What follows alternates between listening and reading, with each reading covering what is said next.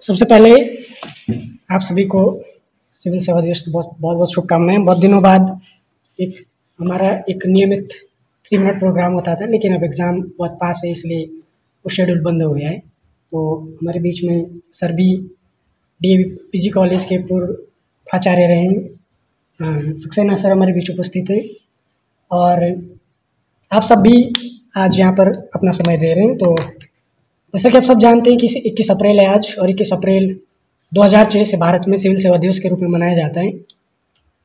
जैसा base sir ने आपको बताया कि 1947 में पहली बार मेटकॉफ जो हॉल है दिल्ली का, उसमें तत्कालीन जो गृह मंत्री थे सरदार वल्लभ भाई पटेल, उन्होंने पहली बार जो पहला बैच था सिविल सेवा मतलब आईएएस ऑफिसर्स का पहला बैच था, उनको उन्होंने संबोधित किया था, और उन्होंने उस सिविल सेवा के अधिकारियों को स्टील फ्रेम करके संबोधित किया था। और तब से 2006 से इसको फिर एक वर्ष के रूप में शुरू किया गया कि इसको सिविल सेवा दिवस के रूप में मनाया जाना चाहिए, और यह प्रतिवर्ष मनाया जाता है। और आप सब जानते हैं नई दिल्ली में सिविल सेवा के जो अच्छे प्रशासक हैं उनको इस दिन सम्मानित भी किया जाता है। लोक सेवा के क्षेत्र में जो उन्होंने उत्कृष्ट कार्य किया उनको पुरस्कार राशि और मेडल से सम्मानित किया जाता है। तो आज उसी कार्यक्रम को मनाने के लिए हम सब एकत्रित हुए हैं। तो उसके लिए मैं सबसे पहले सर को मंच पर आमंत्रित करता हूँ कि वो अपने विचार हम सबके समक्ष रखेंगे। उसके बाद हम इस कार्यक्रम को आगे कंटिन्यू करेंगे। सर,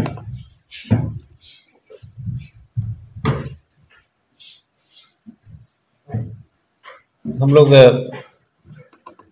जनरली सही बोल रहे हैं देवेंद्र की हर शनिवार कार्यक्रम करते थे, और एनुअल जो हम लोगों का गुड गवर्नेंस का कॉन्फ्रेंस होता है वो 30 अगस्त को होता ही है, और वो थोड़ा सा काफ़ी बड़े स्तर पे हो जाता है, बहुत शॉर्ट नोटिस पे, जैसा कि आप लोगों को भी आइडिया नहीं रहा होगा कि हम लोग ये करेंगे। लेकिन मेरा ऐसा मत है कि जैसे हम कभी भी क्लास में ये भी बोलते हैं कि आप जब सवेरे निकल जाते हैं तो कहाँ तक निकलना है इसका लिमिट लेके ना चलें, बल्कि ऐसी तैयारी करके चलें कि कहीं भी निकलना हो निकल जाएंगे। अब अगर हम सोचें कि 2 चौराहा पार कर लिए और पता चला 4 चौराहा और जाना है, तो हमने सोचा हम तो कपड़े ठीक नहीं पहने हैं, हम तो नाश्ता ही नहीं किए हैं, तो जब आप निकले हैं तो जरा ठीक से निकल लीजिए। तो ऐसे ही सिविल सर्विसेज की तैयारी करने वाले को यह ज़्यादा मायने रखता है कि उसके ज्ञान, उसकी बुद्धि, उसकी समझ, उसका बोध, उसका शोध, उसका दृष्टिकोण, उसका अप्रोच, उसका उपागम, उसका बताने का तरीका, उसका समझने का तरीका, समझाने का तरीका, सब इसी पढ़ाई लिखाई का हिस्सा होता है। ऐसे में जैसे जहाँ ज़रूरत पड़े अपने को प्रकट कर देना चाहिए। हमारे बीच हेड ऑफ डिपार्टमेंट रहे कॉमर्स डिपार्टमेंट जो डीएवी पीजी कॉलेज का, और कुछ समय सिटिंग प्रिंसिपल के तौर पे भी सर ने अपना वक्त दिया है कॉलेज को, और 40 बरस की सेवा दे करके एक अच्छी खासी शिक्षा में अपनी आयु खपा कर कहा जाए निवेश करके, और अभी भी पढ़ने लिखने वाला आदमी तो कहीं ना कहीं किसी न किसी रूप में समाज में पढ़ाई लिखाई को ही दर्शाता और आवंटित या बांटता रहता है। तो मंच पर डॉक्टर सक्सेना सर, आप सभी प्रतियोगी विद्यार्थी जो आज 21 अप्रैल के सिविल सेवा दिवस के अवसर पर हम लोग आपस में कुछ बातें कर लेंगे। शॉर्ट फॉर्म का एक सेमिनार है कह लीजिए। दरअसल किसी भी ओकेज़न के पीछे की जो रीजनिंग होती है उसके कंसेप्ट में जाएंगे या उसके एनालिसिस में जाएंगे तभी चीज़ें निकल के आती हैं। 21 अप्रैल एक फैक्ट है, कल 22 अप्रैल होगा, कल 20 अप्रैल था, ये भी एक फैक्ट है, बट 21 अप्रैल ही क्यों? ऐसे तो बहुत भाषण दिए गए होंगे, जैसे मैं कहता हूँ कि भाई कलेक्टर का पद ही 1772 में आया, कार्नवलिस्ट ने भी बहुत काम किया, वेल्जली ने भी ट्रेनिंग कॉलेज बनाए बहुत सिविल सर्विसेज के लिए, बहुत सारे अधिनियमों में सिविल सर्विसेज की प्रक्रियाएं ली कमीशन के कहने पर ही आपके यहाँ ये सारी प्रक्रियाएं इंडिया में जो आगे देखेंगे मिलती ही है। 1922 में पहली बार सिविल सर्विसेज का एग्ज़ाम इंग्लैंड के साथ इंडिया इलाहाबाद में शुरू हुआ, आयोग बने। लेकिन 21 अप्रैल ही क्यों? जैसे कि 47 में मेटकॉफ हाउस में जब उन्होंने गृह मंत्री के तौर पर सरदार पटेल ने सिविल सर्वेंट को संबोधित किया, तो गृह मंत्री भी कौन, सरदार पटेल। संबोधित किसको किया, सिविल सर्वेंट को। देश कौन था, भारत। और खड़े कहाँ थे हम लोग, आज़ादी के कगार पे थे। तो कई चीज़ें एक अच्छे वातावरण को जन्म दे डाली। यह बात और है कि कभी कभी बात देर से समझ में आती है। तो 2006 में लगा कि यार इसको सिविल सेवा दिवस के रूप में मनाना चाहिए, लेकिन उतनी वाइबिलिटी शायद आपको आइडिया भी नहीं रहा होगा कि 21 अप्रैल को सिविल सेवा दिवस होता है। 4-6 साल पहले शायद तैयारी वगैरह में आए तो थोड़ा पता चलने लगा। इसकी वाइबिलिटी को 3 लाइन में समझ लीजिए। यह दिवस किसको समर्पित है, सिविल सेवकों को या जनता को। देखिए सीधा सा हिसाब है, जनता की भलाई है तो सिविल सेवक को भी समर्पित हो, जनता को भी। सेवा में उत्कृष्टता है तो देश का भी विकास होगा और सिविल सेवकों को भी सम्मान मिलेगा। और बिना लाग लपेट के, बिना किसी रंज के भारत को बढ़ाने की आदत जो नीति नियंता के तौर पर या नीतियों के क्रियान्वयन के तौर पर सिविल सेवकों को जाना जाता है, में लगे रहेंगे तो बार बार हर बार यह दिवस प्रतिष्ठित होता रहेगा। तो ले दे करके सिविल सेवक दिवस जरूर है, लेकिन यह देश की तरक्की, जनता का विकास और उनके स्वयं के सम्मान का यह दिन है। और आज की तारीख में भी प्राइम मिनिस्टर 16 सिविल सेवक जो उत्कृष्ट कार्य के लिए हैं देश में, जिसमें करीब 2500 एप्लीकेशन आए थे और 746 जिलों से 16 लोगों को सम्मानित करेंगे उत्कृष्ट कार्यों के। और उत्कृष्ट कार्य क्या हुआ, यही 3 काम है। जनता की भलाई होती रहे, देश की तरक्की होती रहे और सिविल सेवक ऐसा काम करे कि स्वयं प्रतिष्ठित होता रहे। नहीं तो आप जरा कल्पना करिए कि अगर यही स्पीच किसी और के माध्यम से दिया गया होता, एक उदाहरण दे रहा हूं, तब क्या एनालिसिस में इतनी बड़ी बात आती है। सरदार पटेल भी कौन थे, भी एनालाइज करके देख लीजिए। क्या काम किए भारतीय राष्ट्रीय आंदोलन के दिनों में, ये भी एनालाइज करके देख लीजिए। तो देखो, व्यक्ति अपने कृत्यों से बड़ा होता है। कद काठी तो ईश्वर ने कम ज्यादा सबको दिया ही है, लेकिन कृत्य यहीं पे करते हैं। तो सरदार पटेल ने जो कार्य किया, सरदार पटेल ने सिविल सेवकों को लेकर के जो बोला और जिस तरीके से उन्होंने भारतीय राष्ट्रीय आंदोलन में अपनी छवि, अपनी ख्याति, अपनी मान प्रतिष्ठा को बनाया, उसी का नतीजा है कि 2006 से उनके उद्बोधन के दिन को सिविल सेवा दिवस के रूप में मनाया जा रहा है। उनका जन्मदिन तो 31 अक्टूबर को होता, वो तो एकता दिवस है ही। उनका संवाद भी, उनका भाषण भी एक दिवस का रूप ले सकता है। यह व्यक्ति की कर्तव्य निष्ठा ही कह लीजिए, समर्पण और निष्ठा की ही बात कर लीजिए। नहीं तो लोगों को तो लोग भूल जाते हैं कल क्या बोले थे, ये तो 47 में बोले थे। महत्वपूर्ण व्यक्ति जब बोलता है तो वो सिर्फ आवाज नहीं होती है, वो दुनिया के लिए गूंज बन जाती है। और वो गूंज जो होती है वो सिर्फ आवाज की तरह नहीं आती है, वो बरसों बरस कानों में बस जाती है। यही गूंज का ये दिवस है जिसको हम लोग, चूंकि सिविल सर्विसेज की हम भी कोचिंग कराते हैं, आप भी सिविल सर्विसेज के प्रतियोगी हैं, तो यह एक अच्छा अवसर है कि हमको इस पर बात करनी चाहिए। भाई हम नहीं करेंगे तो कौन करेगा, हैं? सिविल सर्विसेज को जो पढ़ाता है उसको तो इतना समझिए, हमारे लिए किया गया काम जो है ये हमारी ड्यूटी है। तो जो जितना बच्चा महत्वपूर्ण चीज को समझेगा उतने अग्रेसिव तरीके से, प्रोग्रेसिव तरीके से, नियोजित तरीके से पेशगी करता रहेगा। तो सरदार पटेल को इसी बहाने हम लोग याद भी कर ले रहे हैं, उनके भाषण को याद कर ले रहे हैं, सिविल सर्विसेज को क्या करना चाहिए इसको भी समझ ले रहे हैं, और साथ ही साथ देश की और जनता की भलाई के लिए क्या होना चाहिए इसमें भी चर्चा कर ले रहे हैं। ये तो बड़ी अच्छा दिन होगा ना। इन्हीं बातों के साथ मैं अपनी बात को विराम देता हूँ। जो प्रतियोगी इसमें बोलने का इच्छुक है ना, वो बारी बारी से लिस्टेड हैं, तो नाम से आकर के देवेंद्र आप इसको कंटिन्यू करो, बोल लो, फिर आखिर में सर का भाषण होगा, फिर उसके बाद कार्यक्रम को इतिश्री किया जाएगा। ठीक है?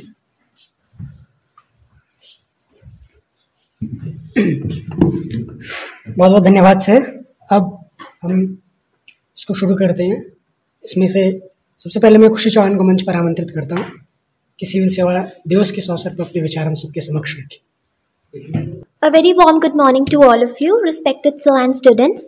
Today we all are gathered over here on the occasion of National Civil Services Day, and I would like to take forward my views by stating that, as we all know, that this day is dedicated to all the contributions and achievements of the civil servants in our society.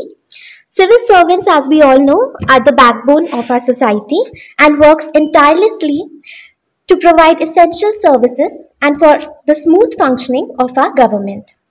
They work to make our communities safe, provide education and healthcare services, and also build infrastructure that benefits all the citizens. This day reminds us of the importance of public service and encourages us to appreciate the efforts of all the civil servants who work towards the betterment of the society. And as a student, we should also be inspired by the dedication and commitment of civil servants and consider public service as a noble profession. Thank you. A very good morning, sir, and everyone to presenting over here. So first of all, I would like to congratulate you all that today we are gathered here on the special occasion of Civil Services Day. So civil services is the backbone of the Indian government. So it's not about the facilities you get during your work tenure. It's about to how you devote yourself toward your responsibilities and work toward the people of the India. It's about that how you work for the people of India and how to facilitate them. It's about to provide them facilities without taking facilities. And civil servants are actually a servant of common people and people of India. It's not about to live your life like luxury life. It's about to devote yourself and live like a servant of the common people. Thank you. Good morning sir. जैसा हम सभी जानते हैं कि आज हम यहाँ पे क्यों एकत्रित हुए हैं, आज एक सिविल सर्विसेज डे है जिसको आज हम मनाने के लिए यहाँ सब एकत्रित हुए हैं। सिविल सर्विसेज डे क्यों मनाते हैं, क्या वजह है, हमें सर ने भी बताया, खुशी ने भी बताया। सिविल सर्वेंट होते कौन हैं? सिविल सर्वेंट वो होते हैं जो देश के लिए सेवा दे रहे हैं। हम जनरली हम IAS या IPS, IAS इस तरीके से जानते हैं कि ये सिविल सर्विसेज सर्वेंट्स है। सिविल सर्वेंट्स वो सब है जो सरकार के द्वारा सरकारी काम करने के लिए, लेकिन जो जनता है उनको अपना काम पहुंचा रहे हैं, उनको सारी सुविधाएं दे रहे हैं। तो ऐसा नहीं है कि सिविल सर्वेंट्स हम सिर्फ IAS और IPS को ही जाने। सिविल सर्वेंट्स वो है जो हर एक सरकारी काम में लगा हुआ है और अपनी तरफ से हर सुविधा हम सबको पहुंचाने की कोशिश कर रहा है। धन्यवाद। Good morning to all of you. Good morning sir. जैसा कि आप सभी लोग जानते हैं कि आज सिविल सर्वेंट डे है और फर्स्ट टाइम अंबेडकर जी ने आज ही के दिन 1947 मेटकॉफ दिल्ली में एक संबोधन दिया था जिसमें सिविल सर्वेंट के बारे में बताया था। और उसके बाद 2006 से ये स्टार्ट भी हो गया, जिसको कॉन्टीन्यूअस शायद हम लोग मना रहे हैं और आज उसी लिए हम लोग एकत्रित भी हुए हैं। तो सिविल सर्वेंट जो है सोसाइटी का एक बहुत बड़ा हिस्सा होता है, बहुत इम्पोर्टेंट हिस्सा होता है, जो बेसिकली लोगों के लिए काम करता है। लोगों को सुविधाएं देना, स्कीम्स बनाना, नीतियां बनाना। तो एक जनता की बहुत बड़ी उम्मीद होती है सिविल सर्वेंट से कि वो अच्छा हो, काम अच्छे से करे, योजनाएं उस तक पहुँचे, नीतियाँ अच्छी बनाई जाएँ ताकि जो काम हो वो जनता के लिए अच्छे से अच्छा हो। Thank you sir. Morning everyone. जैसे हम सभी जानते हैं कि आज हम यहाँ पे सिविल सर्विसेज डे के मौके पर इकट्ठे हुए हैं। सिविल सर्विस की स्थापना जब तब हुई थी इसलिए करते हैं क्योंकि सरदार वल्लभ भाई पटेल ने 1947 में पहली बार सिविल सर्विसेज को, जो एस्पिरेंट्स थे वहाँ पे, उनको संबोधन किया था। उसी के बाद 2004 से ये सिविल सर्विस बनाया जाता है। सिविल सर्विसेज का मतलब सिर्फ यही नहीं होता कि हमें पॉलिसीज इंप्लीमेंट करनी है, बल्कि यह भी होता है कि वो एक सोसाइटी की बैकबोन होते हैं। फॉर एग्जाम्पल कोविड के टाइम पे हमने देखा कि जब हम सब लोग घर में थे तो जो सिविल सर्वेंट्स थे वो सोसाइटीज़ में जाके अपनी जान को खतरे में डाल के हमारे लिए काम कर रहे थे और तभी सारी जो सोसाइटी काम कर रही थी एक तरीके से। हमें उनसे यही सीखना चाहिए कि हम कैसे सोसाइटी के लिए कुछ अच्छा काम कर सकते हैं। Thank you.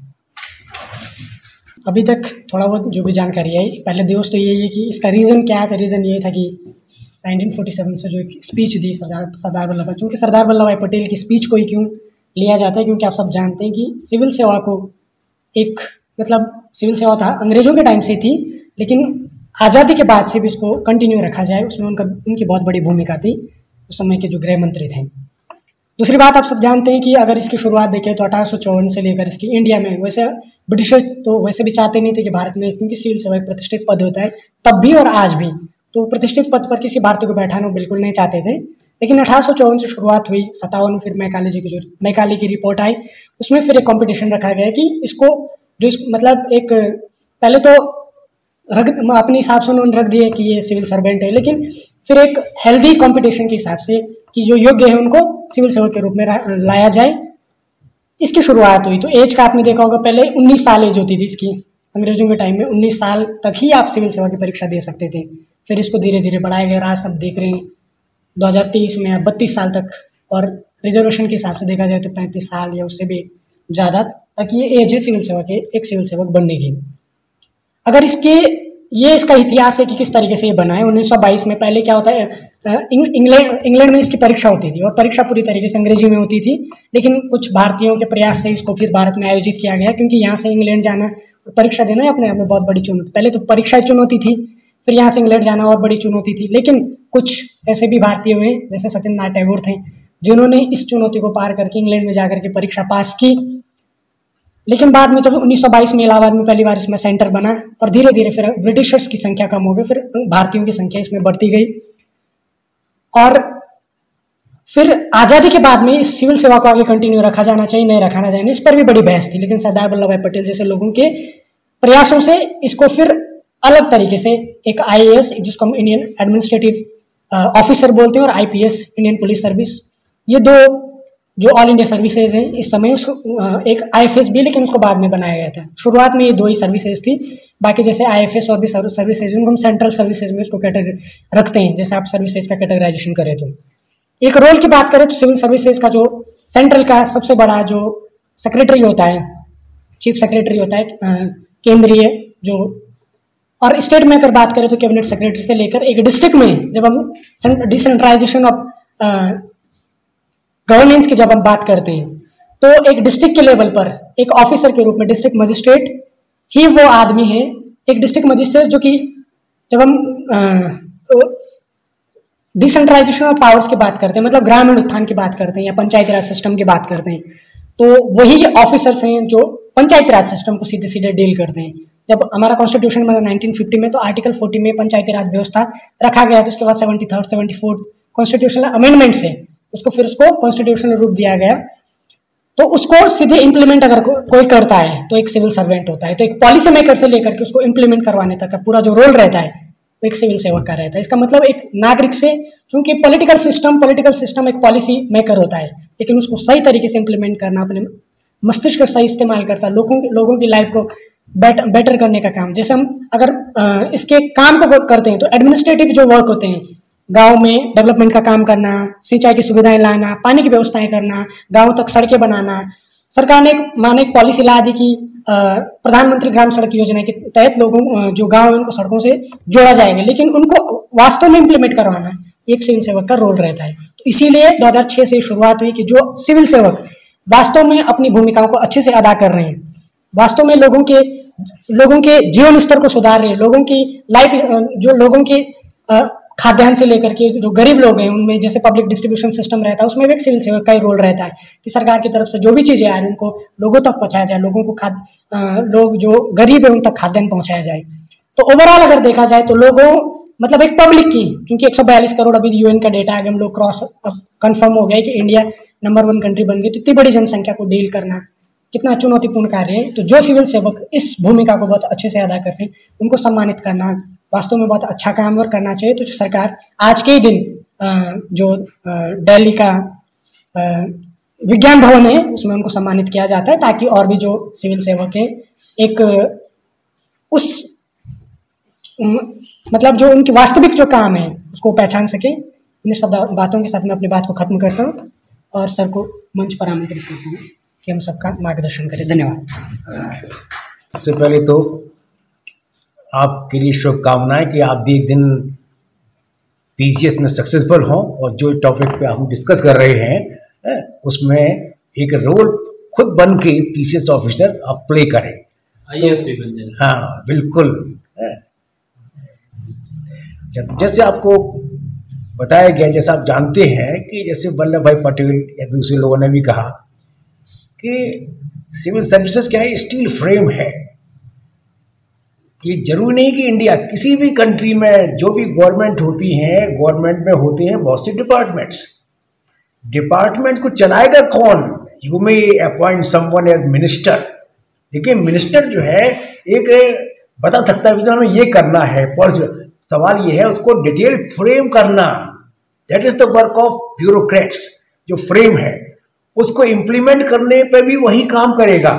तो जिस प्रकार से कोई बिल्डिंग जो हमें दिखाई देती है उसमें बाहर से लगता है कि स्ट्रक्चर, लेकिन है क्या वो आयरन रॉड जो हैं रिक्वायरमेंट के हिसाब से, कहीं 2 सेंटीमीटर वाले, कोई 4 सेंटीमीटर, कहीं 6 सेंटीमीटर की रेडियस की, तो वो जो है दिखता नहीं है, लेकिन वो बिल्डिंग जो टिकी हुई है वो उसी आयरन रॉड की फ्रेम पर ही टिकी हुई है।